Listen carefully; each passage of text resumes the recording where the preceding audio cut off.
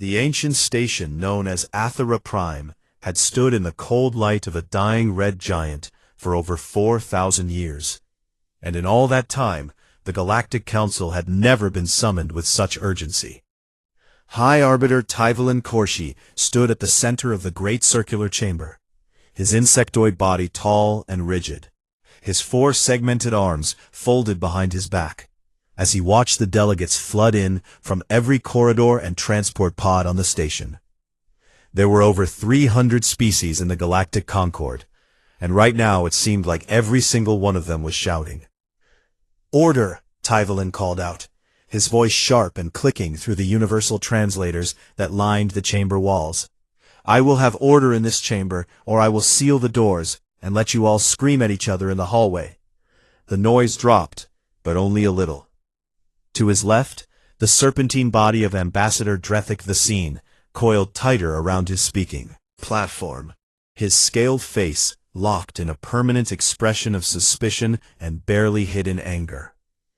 To his right, the soft glow of Lorekeeper Elune filled the air around her like a living lantern, her translucent body pulsing with pale blue light as she studied the data streams flowing through the holographic display in front of her. "Tell them," Tyvalin said quietly, turning to Elune.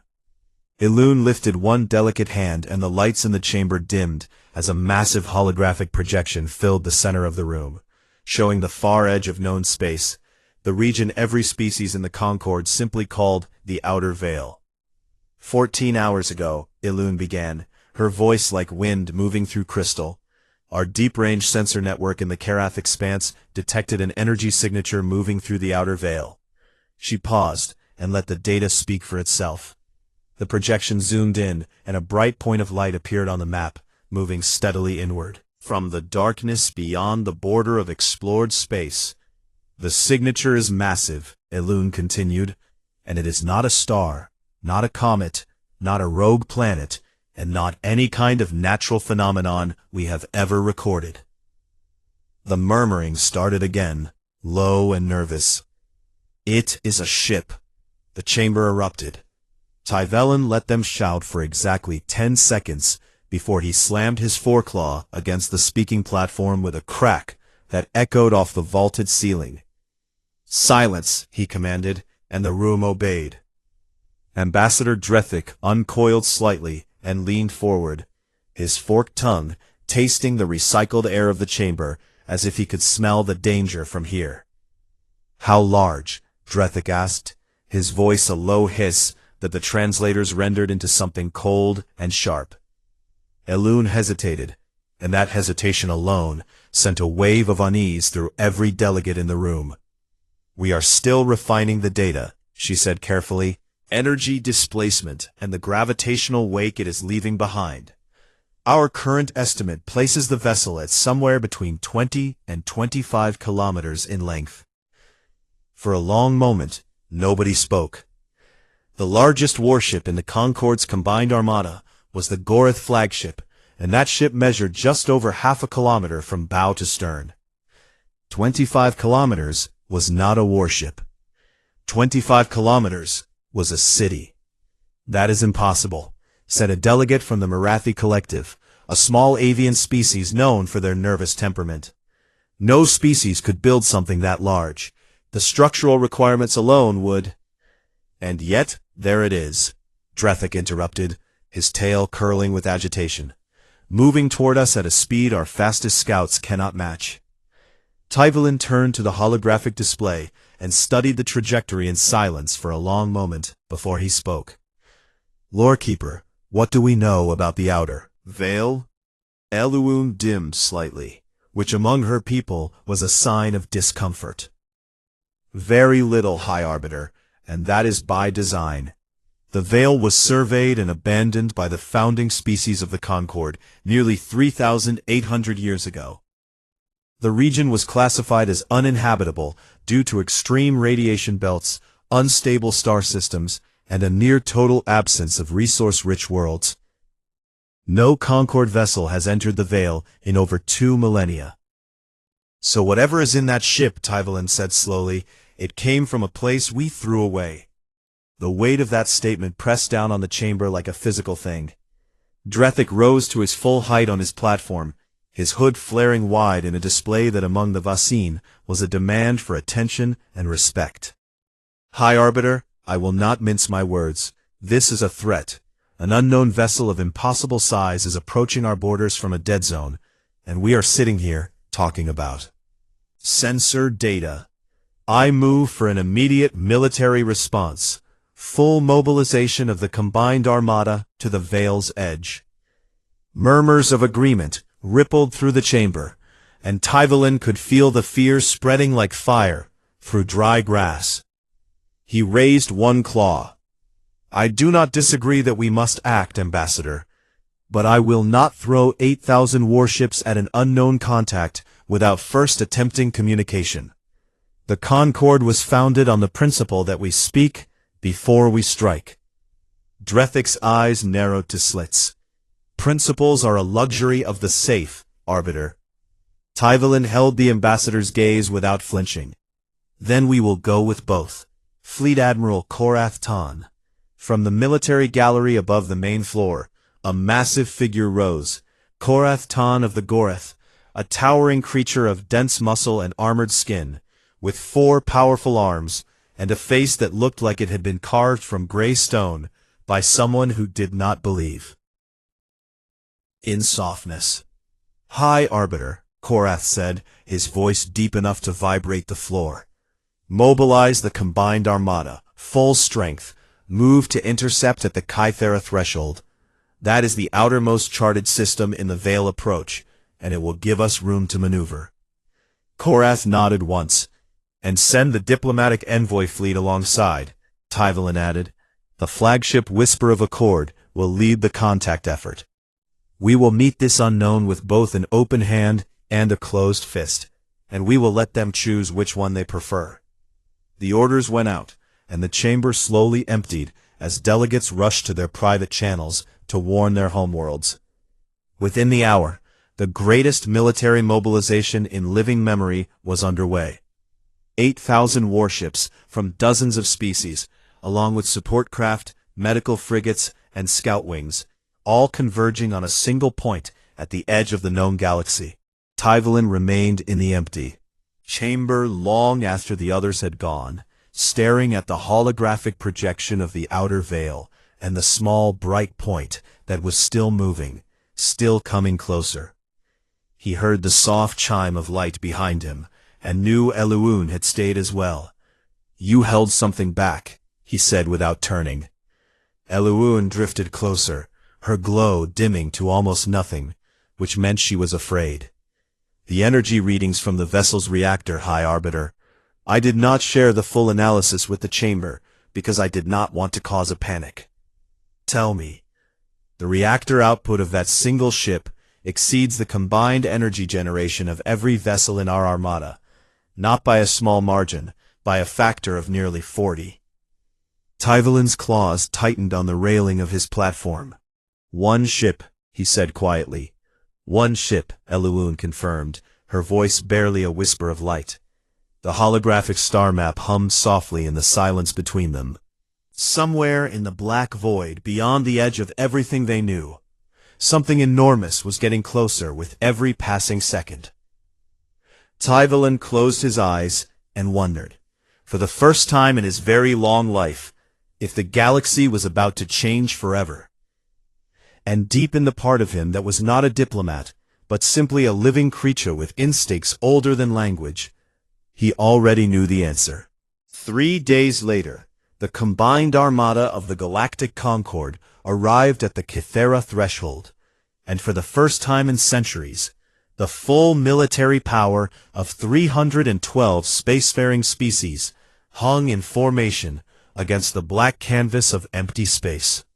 8,000 warships arranged themselves in a massive defensive sphere around the diplomatic flagship Whisper of Accord. Cruisers and destroyers and dreadnoughts of every shape and design, from the sleek silver blades of the Vaccine war barges to the heavy brutal wedges of the Goreth assault carriers. Fleet Admiral Korath Tan stood on the bridge of his flagship, the Iron Wall, and watched the tactical display with all four of his arms clasped behind his broad back. He had fought in 9 border conflicts, put down 2 insurrections, and once held a collapsing defensive line for 6 days with nothing but 3 damaged frigates and sheer stubbornness. But he had never felt the cold knot of unease that sat in his stomach right now. The unknown vessel was close, less than 2 hours away at its current speed, and every deep-range scan they ran came back with the same impossible numbers that made his tactical officers look at each other in silence. Somewhere far behind all of this, in a place the galaxy had forgotten, the story of that impossible vessel had begun very differently. The ship was called the Prometheus, and she belonged to the United Earth Navy. 300 years ago, humanity had launched its first vessels beyond their home star system, full of hope and wonder and the desperate need to survive. They had pushed outward into the galaxy, expecting to find neighbors, expecting to find welcome, expecting to find the stars already claimed by older and wiser civilizations. Instead, they found the outer veil, the galaxy's trash heap, a region of dead stars, radiation storms, shattered worlds, and absolute emptiness that every other species had tested, rejected, and abandoned thousands of years before humanity ever looked up at the night sky. But humans did not turn back. They could not, because behind them was a single fragile world that they had already pushed to the edge of death. And ahead of them was the only direction left, forward. So they built. They built in the radiation belts, shielding their stations with layers of lead and electromagnetic barriers that they invented out of pure necessity. They built on shattered worlds, mining the broken crusts for metals and rare elements that nobody else had bothered to collect. They built in the spaces between dead stars, constructing shipyards in the void itself, because there was no safe harbor to anchor them. And because the outer veil was merciless, because every system was a threat, and every journey was a gamble, they learned to build their ships to survive anything. The Prometheus was the result of 3 centuries of that philosophy. She was 22 kilometers long, from the tip of her armored prow to the massive engine cluster at her stern, a cathedral of war and engineering, wrapped in hull plating thick enough to shrug off asteroid impacts. She carried a crew of 45,000 and enough supplies to operate independently for over a decade without resupply. Her weapons were the product of a species that had learned to fight the universe itself. Graviton lance batteries lined her flanks like the ribs of some ancient beast, capable of tearing apart the molecular bonds of anything they touched. Antimatter torpedo arrays sat in armored magazines deep in her belly, each warhead carrying enough destructive force to crack a continent. And running along her spine, stretching nearly 4 kilometers from charge chamber to muzzle, was the Singularity Cannon, a weapon that fired a controlled, directed black hole and had been designed for one purpose: to kill things that should not be possible to kill. And the Prometheus was not alone. She was one of 12 Titan-class dreadnoughts in the United Earth Navy, though today she flew by herself on the most important mission humanity had ever undertaken. Captain Elena Vasquez stood on the bridge of the Prometheus and watched the sensor display count down the distance to the Kythera threshold. She was in her mid-40s, with dark hair pulled back tight, and a face that carried the quiet calm of someone who had seen the worst the universe could offer and had decided to keep going anyway. She was a veteran of the Sol Unification Wars, the bitter conflicts that had finally forced humanity's fractured nations into a single government. And she carried the scars of those years in places that did not show on the surface. Her executive officer, Commander Arjun Mehta, stood beside her with his hands clasped behind his back, and a look on his face that was somewhere between excitement and carefully controlled. "Terror. Sensor contact confirmed, Captain," Mehta said, his voice steady despite everything. "We are reading approximately 8,000 vessels in a defensive formation around a central flagship. Energy signatures suggest a mix of military and diplomatic craft. Vasquez nodded slowly. They brought their entire fleet to meet us. Can you blame them? Meta said with the ghost of a smile. Behind them, Dr. Lian Zhou looked up from her console in the communications center, her dark eyes bright with the focus of someone who had spent her entire career preparing for this exact moment. She was the head of the First Contact Team, a linguist and xenoanthropologist who had studied every scrap of data humanity had gathered about the galaxy's civilizations through decades of long-range observation. I have the universal frequency isolated, Captain, Zhou said, whenever you are ready. Vasquez looked out through the forward observation windows at the stars. Ahead, somewhere in that direction, the largest military force in galactic history was waiting for them, armed and afraid and ready to fight. Humanity had known about the Galactic Concord for decades. They had watched from the shadows of the veil, listening to transmissions, studying trade routes, learning languages that no human tongue had ever spoken, and they had made a choice. They would not go to the galaxy as beggars. They would not crawl out of the veil with their hands up, hoping for charity from species that had thrown away the very stars that humanity had called home. They would go as equals, standing tall, aboard a ship that no one could ignore and no one could dismiss. The Prometheus dropped out of faster-than-light travel at the edge of the Kythera threshold, and the fabric of space bent and shuddered around her as she decelerated from speeds that the Concorde's physics said should not be possible. On the bridge of the Iron Wall, every alarm went off at once. Korath's tactical display turned red from edge to edge as the sensors tried to make sense of what had just appeared in front of the Armada. A single contact, but a contact so massive that the computer initially classified it as a small moon, before the shape recognition software corrected itself and redesignated it as a vessel. The visual feed came through a heartbeat later, and Korath felt his blood go cold. The Prometheus filled the screen. She was enormous beyond reason, a mountain of dark metal and glowing energy conduits that stretched across the void like a wall. Her running lights alone, the simple navigation markers that lined her hull, were bright enough to cast visible light on the hulls of the nearest Concorde vessels, and the ships closest to her were dreadnoughts. She made them look like insects beside a sleeping giant.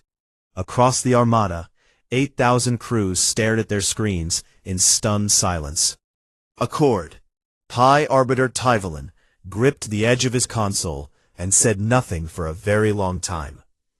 Ambassador Drethik coiled and uncoiled in agitation, his voice a sharp hiss cutting through the silence. Weapons lock. All ships, weapons lock now. No, Tyvalin said, his voice like a whip crack across the bridge. No one fires. No one targets. No one moves. I am sending a hail on the universal frequency, and we will follow protocol, or I will have every captain who disobeys removed from command. His claws trembled as he opened the channel, and his translator rendered his words into every known language as they pulsed outward into the void. Unidentified vessel. This is High Arbiter Tyvalin Korshi of the Galactic Concorde. We request that you identify yourself and state your intentions. The silence lasted 4 seconds, but it felt like 400 years. Then a voice came back across the channel, calm, warm, and steady, speaking in a language that no translator in the Concorde had ever processed before, yet somehow rendered into perfect universal standard. This is Dr. Lian Zhou, aboard the United Earth Navy vessel Prometheus. We come with open hands and open hearts. We request the honor of speaking with the Galactic Council.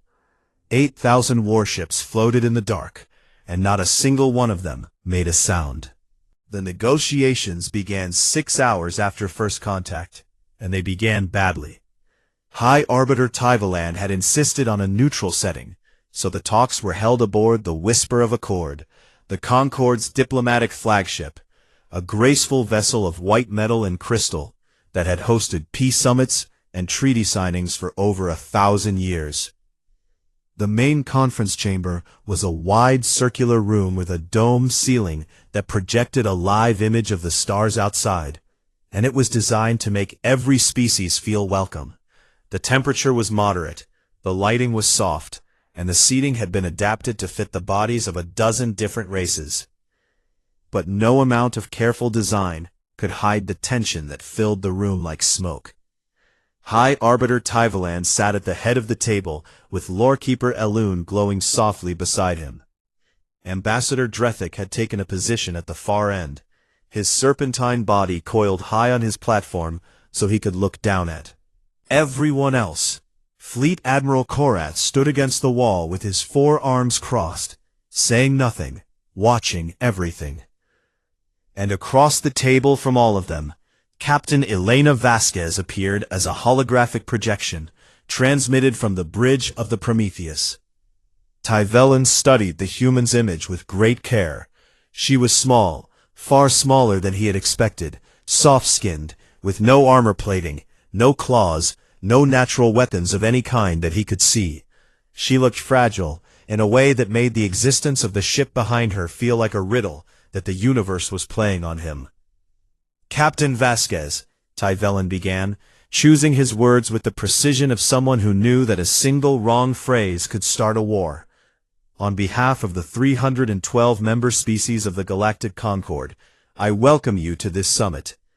But I must ask the question that weighs on every mind in this fleet. He paused, and the silence pressed in. Why have you come to us in a vessel armed for war, if your intentions are peaceful? Vasquez's holographic image tilted its head slightly, and something that might have been amusement flickered across her face before it settled back into calm. High Arbiter, I understand how the Prometheus must look to you, and I want to be honest. She is armed, heavily armed, and I will not pretend otherwise. But I must correct a misunderstanding. She leaned forward slightly. The Prometheus is not a dedicated warship. She is a colony carrier, a mobile shipyard, a deep space exploration platform, a research station, and a warship, all built into one hull. Humanity did not have the luxury of building different ships for different purposes. The Outer Veil does not forgive that kind of waste. Lorekeeper Elune's glow brightened with curiosity. You built one vessel to do everything? She asked. We built every vessel to do everything, Vasquez replied, because in the Veil, any ship that cannot fight, build, repair, grow food, and carry its people to safety is a ship that will not survive. The Prometheus is simply the largest expression of that philosophy. Drethik's tongue flickered impatiently. A convenient story, he said, his voice dripping with doubt. You come from a dead zone in a ship the size of a city, and you expect us to believe it is simply a matter of practical engineering. I expect you to believe what your own sensors are telling you, Ambassador, Vasquez said evenly. You have been scanning the Prometheus since we arrived. Your instruments will show you that nearly 60% of her internal volume is dedicated to agricultural bays, manufacturing centers, residential quarters, and research laboratories. The weapon systems, while significant, occupy less than 15% of the ship. Drethik said nothing, because his own tactical officers had already confirmed exactly that, and he did not like being. Tyvalan moved the conversation forward, but the unease in the room only grew as the hours passed. The humans were polite, knowledgeable, and surprisingly warm, but every answer they gave revealed another layer of capability that made the Concord delegates shift uncomfortably in their seats. Then Elune made a discovery that changed the tone of everything. She had been quietly cross-referencing humanity's claimed history with the Concord's ancient records, and what she found made her glow flicker with something close to shock. High Arbiter, she said during a break in the formal talks, pulling Tyvalan aside into a private alcove. I have confirmed the human account. The Outer Veil was not simply neglected. It was deliberately abandoned by the founding species of the Concord 3,800 years ago. The official record, classifies it as permanently uninhabitable due to extreme environmental conditions. What we did not know, Elune continued, her voice dropping low, is that the conditions in the Veil are far worse than the official record suggests. The radiation levels alone should make sustained biological life impossible without technology that we ourselves do not possess. And yet these humans not only survived there for 3 centuries, they built a civilization, they built a navy, they built 12 of these Titan-class vessels. She looked at Tyvalon with eyes that held something he had rarely seen in a shale. Genuine fear mixed with wonder. These creatures should not exist, High Arbiter. By every model we have, they should be dead. And instead, they are here, stronger than us. Tyvalon absorbed this in silence, and returned to the negotiation table, carrying a weight that pressed against his chest like a stone. It was then that Ambassador Drethik made his move. During a pause in the talks, the ambassador sent a private signal to Fleet Admiral Korath, who had been standing in rigid silence throughout the entire summit. The signal was a request, framed as a suggestion from the Vaccine Hegemony's military council, for a readiness demonstration. A coordinated weapons display by a section of the Armada meant to show the newcomers the combined firepower of the Concorde. Korath hesitated, but Drethik pressed him. They need to understand that they are one ship among thousands, Admiral. Let them see what thousands can do. Korath gave the order. 500 warships broke from the Armada formation and lined up facing a dense asteroid field, roughly 200 kilometers from the Whisper of Accord. On Korath's signal, all 500 ships fired simultaneously, unleashing a storm of plasma bolts, kinetic rounds, and directed energy beams that struck the asteroid field like the fist of an angry god. The asteroids shattered. Hundreds of massive rocks broke apart into clouds of spinning debris, and glowing fragments that tumbled outward in every direction. The message was clear. We are many. We are powerful. Respect us. On the bridge of the Prometheus, Commander Meta watched the display on the tactical screen and raised one eyebrow. That was 500 of their frontline warships firing at full power, he said quietly. Captain Vasquez said nothing for a long moment. Then, she turned to her weapons officer. Activate the point defense grid. Target the debris field. All fragments. The weapons officer looked at her, then smiled, and entered the command. The Prometheus hummed. Along her 22-kilometer hull, thousands of point defense turrets swiveled and locked onto the tumbling cloud of asteroid fragments. The ship's targeting computer identified, tracked, and prioritized every single piece of debris in the field. Thousands upon thousands of individual targets, some no larger than a fist, spinning at high speed in random trajectories. The grid fired. It lasted exactly 1.7 seconds. A web of precision energy beams erupted from the Prometheus in every direction, each one striking a fragment with surgical accuracy. The debris field lit up like a second sun, as every single piece of rock was vaporized simultaneously, in a display of targeting precision and raw firepower that made the Concorde's 500-ship broadside look like children throwing stones. On the bridge of the Iron Wall, Korath watched the tactical replay 3 times in complete silence. Then he reached down to his belt, unclipped his sidearm, a weapon he had carried for 30 years and had never once removed while on duty, and set it gently on the console in front of him. He opened a private channel to the Whisper of Accord. Arbiter, he said, his deep voice barely above a whisper, do not provoke these people. 1 hour later, Dr. Leon Zhou arrived aboard the Whisper of Accord.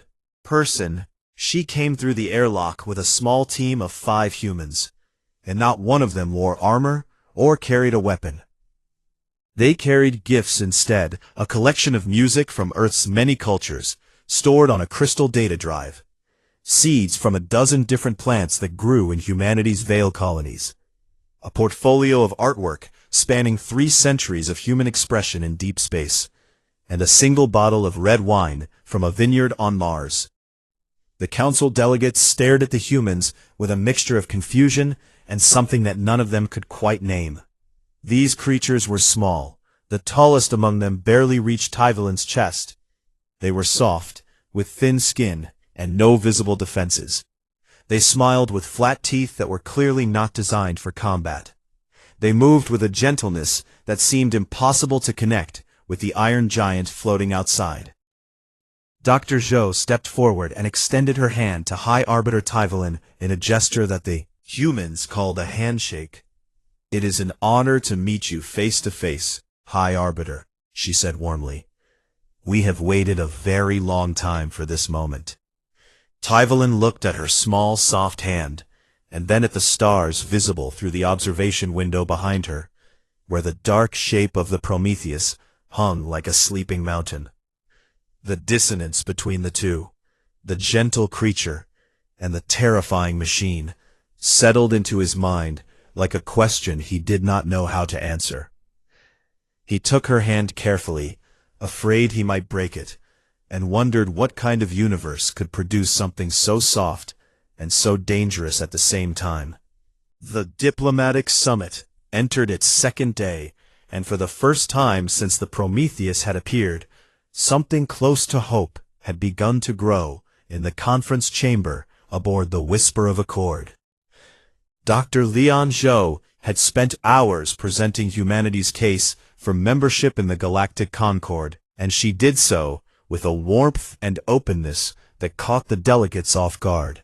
She spoke about trade, about the exchange of knowledge and culture, about mutual defense pacts that would strengthen every species in the coalition.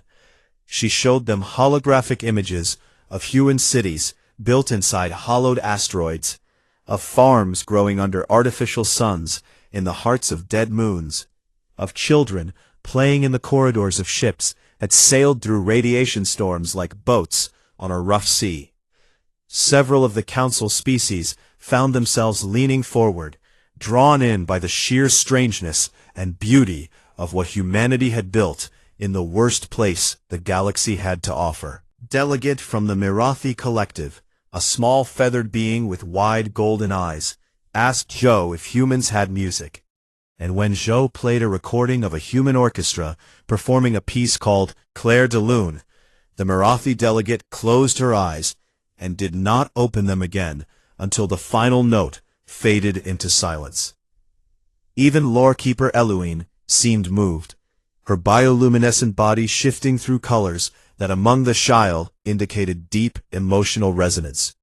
But Ambassador Drethik Vasin had not come to this summit to be moved. He had come to maintain the balance of power that had kept the Vasin hegemony at the top of the Concord's military hierarchy for over 800 years. And the existence of the Prometheus and her 11 sister ships threatened to shatter that balance beyond repair. On the second afternoon of the talks, Drethik called for a closed session, just the senior delegates and the human representatives, and he made his demand.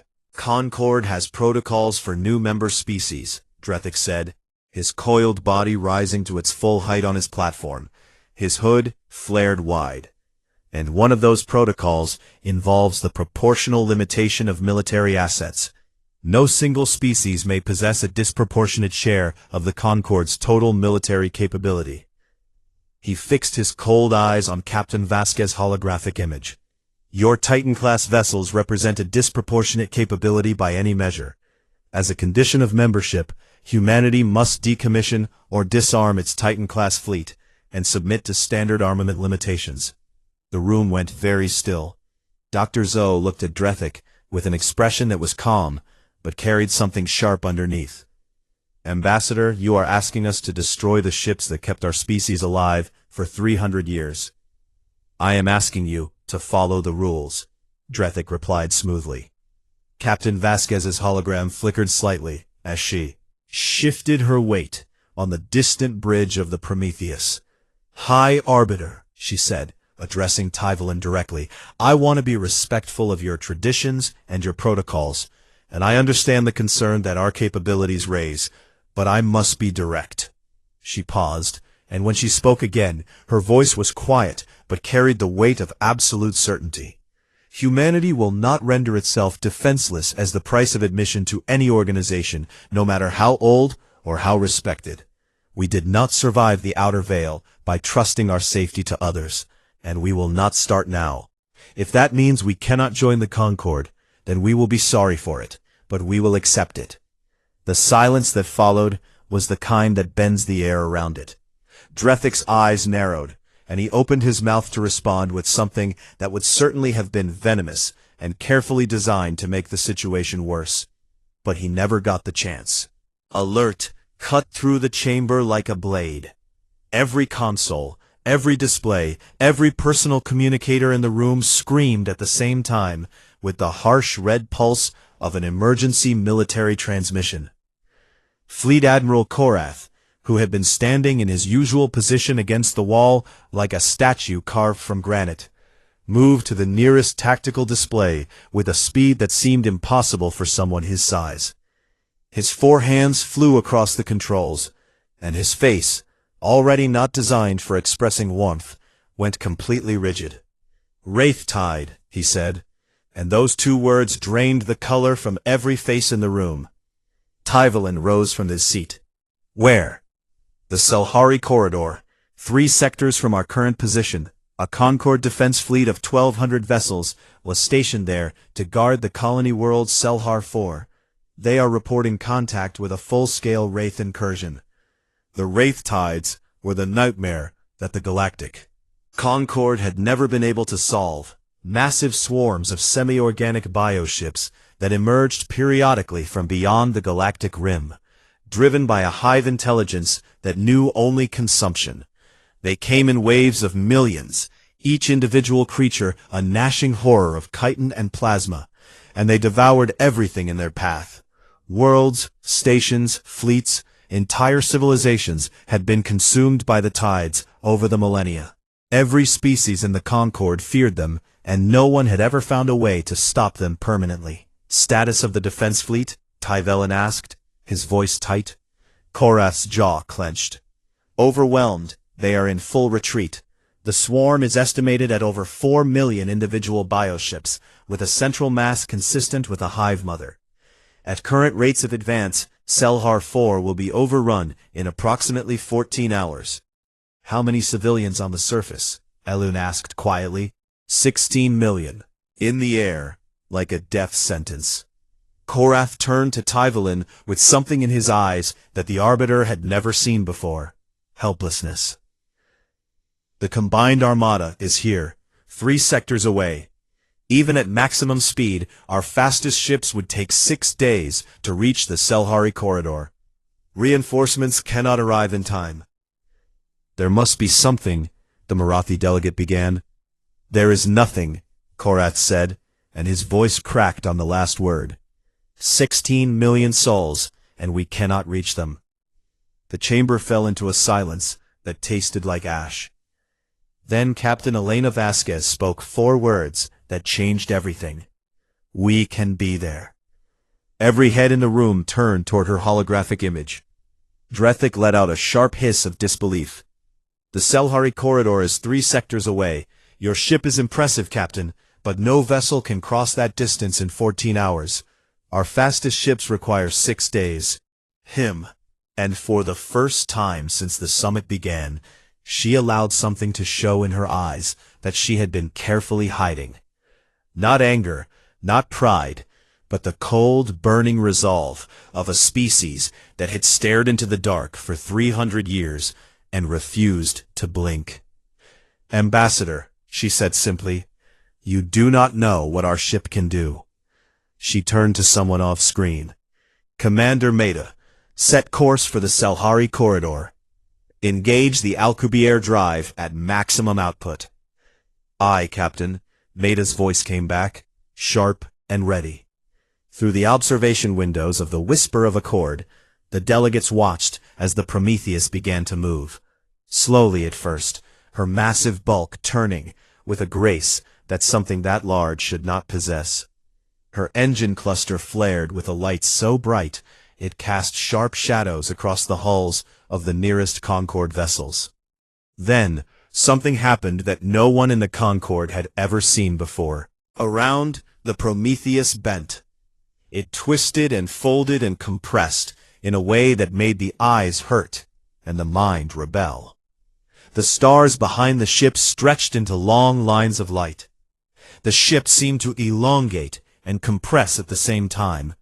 And then with a flash of distorted space-time that rippled outward like a shock wave, the Prometheus vanished. She did not accelerate away. She simply ceased to be there, as if the universe itself had reached down and moved her somewhere else. On every sensor screen in the Armada, her tracking signature appeared for one brief moment, moving at a velocity that the computers displayed, and then flagged as an error, before displaying again. 12,000 times the speed of light. The fastest ship in the Concorde fleet could manage 400. Korath stared at the empty space where the Prometheus had been, and the tactical display that showed her signature streaking across 3 sectors like a bolt of lightning. Pause. Lorekeeper Elune stood motionless, her glows cycling through colors that had no name in any language, and she whispered words that were not meant for anyone but herself. What are these creatures? In the silence that followed, the Galactic Council realized something that none of them had fully understood until this moment. They had not been negotiating with a newcomer. They had been negotiating with something that had already surpassed them in ways they could not even measure. And that something was now hurtling through the void toward a battle it had no obligation to fight, to save people it had never met, aboard a ship that should not exist. And it was doing it because a human woman had looked at 16 million strangers about to die and decided that she would not allow it. The Prometheus arrived at the Selhari corridor in 2 hours and 41 minutes, and the sight that greeted her was the stuff of nightmares. Selhar 4 hung in space like a blue-green jewel, beautiful and fragile, and between the ship and that world was a swarm so vast that it blocked out the stars. 4 million wraith bioships, each one a twisting, screaming horror of black chitin and glowing plasma veins, packed so tightly together that the swarm looked less like a fleet and more like a living wall of teeth and hunger rolling across the void. The surviving Concorde defenders, barely 400 ships out of the original 1,200, were in full retreat toward the planet's upper atmosphere, their hulls scorched and torn, their weapons nearly spent, their crews broadcasting desperate calls for help that no one was close enough to answer. No one except the Prometheus. Captain Elena Vasquez stood at the center of her bridge and took in the tactical display without expression. 4 million hostile contacts, a swarm density that would make maneuvering nearly impossible. And at the heart of it all, a central mass so large that the sensors had initially flagged it as a small moon. The Hive Mother, a bioship the size of a mountain, pulsing with dark energy, driving the swarm forward with a hunger that was older than most civilizations in the galaxy. Commander Meta looked at the display and then at Vasquez. "Captain, we are one ship. We are the Prometheus," Vasquez replied, and the way she said it made it sound like that was all the answer anyone would ever need. She opened a channel to the entire ship. "All hands, this is the captain. Battle stations. We are engaging a wraith tide to defend the colony world Selhar 4 and its 16 million inhabitants. This is what we were built for. This is why we are here. Every soul on that planet is counting on us, and we will not let them." 45,000 crew members moved as one. Weapons teams sprinted to their stations. Fighter pilots dropped into their cockpits. Damage control parties took position in the corridors, and the ship's reactors surged to full combat output, filling the hull with a deep vibrating hum that every human aboard felt in their bones. The Prometheus dove into the swarm. The first seconds were chaos. Wraith bioships swarmed toward the massive vessel from every direction, their plasma spines glowing as they prepared to fire, their chitin jaws opening wide enough to bite through hull plating. Thousands of them, tens of thousands, closing in like a living storm. Then the Prometheus opened fire. The graviton lance batteries along her flanks erupted in synchronized volleys, each beam carving a corridor of absolute destruction through the swarm. Where the lances touched, wraith ships did not explode so much as come apart at the molecular level, unraveling into clouds of dust and drifting organic matter. The beams swept left and right in precise arcs, clearing space around the ship in waves of silent annihilation. The antimatter torpedo arrays launched in staggered salvos. Warheads streaked out from the ship's armored belly and detonated deep inside the densest clusters of the swarm, and each detonation was a small sun that bloomed in the darkness and consumed everything within a radius of several kilometers. Chain reactions rippled through the tightly packed bioships as one explosion triggered the next, creating expanding spheres of fire that ate through the swarm like holes burning through paper. 2,000 Valkyrie-class strikecraft poured from the Prometheus's launch bays in silver streams, each one piloted by a human who had trained for years in the worst conditions the outer veil could provide. They spread out in attack wings and dove into the gaps between the larger ships, their rapid-fire weapons ready, shredding the smaller wraith organisms that were too nimble for the main batteries to target efficiently. And around it all, the point defense grid activated, the same system that had casually outperformed 500 Concorde warships just 2 days ago. And it created a sphere of interlocking energy beams around the Prometheus that turned the ship into a burning star, vaporizing anything that came within range, filling the void with a constant web of precision fire that made approach from any angle a death sentence. The surviving Concorde captains stopped retreating and turned their battered ships around to watch. They watched a single vessel do what their entire border fleet could not. The Prometheus pushed forward through the swarm like a battering ram through a wall of insects. She took hits, hundreds of them, thousands of them. Wraith plasma splashed against her hull plating and scorched the armor, but could not penetrate it. Bodily against her flanks, and shattered like glass against stone. The ship shuddered and groaned under the assault, but she did not slow down. She did not stop. She kept pushing deeper into the swarm, killing everything in her path with a methodical fury that was almost mechanical in its precision. An hour passed, then two. The swarm thinned around the Prometheus as millions of bioships were reduced to drifting clouds of ash and cooling plasma. The strike craft reformed and dove back in for their fourth sortie, their pilots exhausted but refusing to stop. The ship's hull was blackened and scarred in dozens of places, and 3 of her lance batteries had gone dark from overheating, but her teeth were still sharp and her heart was still beating. Then the Hive Mother moved. It surged forward from the center of the remaining swarm, its massive body blotting out the light of the Selhari sun. It was heading directly for the planet, abandoning the fight with the Prometheus in favor of its original target, driven by the primal imperative to feed. 16 million lives lay in its path. Vasquez watched it on the tactical display and made her decision in less than a second. Helm, pursuit course, all ahead flank, weapons, charge the spinal mount. The bridge crew moved with the speed of people who knew exactly what was at stake. The Prometheus surged forward, her engines flaring so bright that the surviving Concorde ships had to dim their optical sensors. She closed the distance to the Hive Mother in minutes, her battered hull cutting through the remnants of the swarm like a knife through smoke. Deep inside the ship, the Singularity Cannon began its charging sequence. 4 kilometers of magnetic accelerators and quantum containment fields hummed to life, building a charge that made the lights flicker across every deck. The crew could feel it in the air, a pressure that was not quite physical, as if the ship itself was holding its breath. The Hive Mother sensed the threat and turned, its massive body rotating to face the approaching vessel. Tendrils of dark energy lashed out toward the Prometheus, striking her forward shields and sending shudders through the entire hull. Warning alarms screamed across the bridge, Spinal mount at full charge, Captain, the weapons officer reported, her voice tight but steady.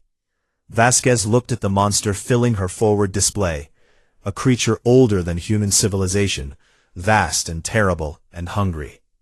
Fire. The singularity cannon discharged.